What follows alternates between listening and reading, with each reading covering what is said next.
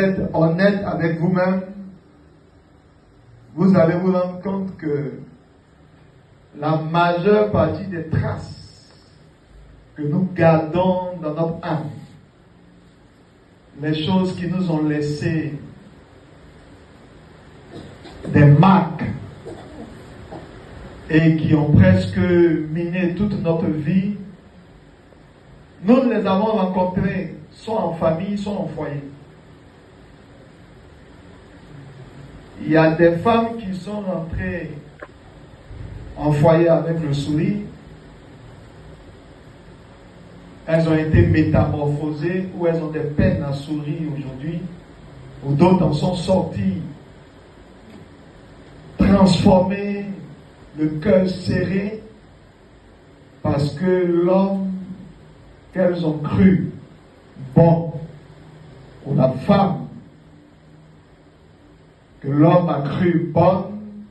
entre griffes, a été à la base ou à la source de l'état dans lequel il se trouve. Et chacun d'entre nous ici a un épisode de sa vie qui reste gravé dans son âme, qu'il a vécu en foyer ou en famille, et qui presque le hante, qui torture souvent son âme,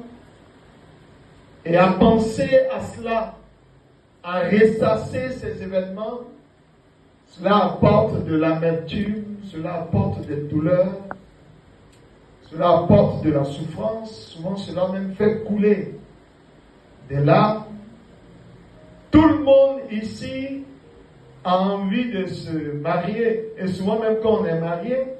on ne sait même pas qu'il y a des coups que nous allons encaisser en foyer qui vont nous rester pour tout le restant de notre vie.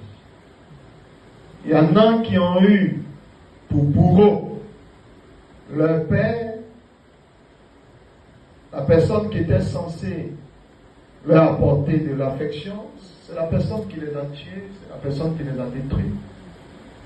Je sais qu'il y en a parmi nous ici qui ont déjà entendu le témoignage de la servante de Dieu Joyce Meyers, qui a été violée plusieurs fois par son père. La personne qui était censée t'apporter ou lui apporter de l'affection, la personne a été son bourreau. Après cette situation, encore le mari sur lequel elle voulait prendre appui l'a abandonnée. Après cela, elle a été divorcée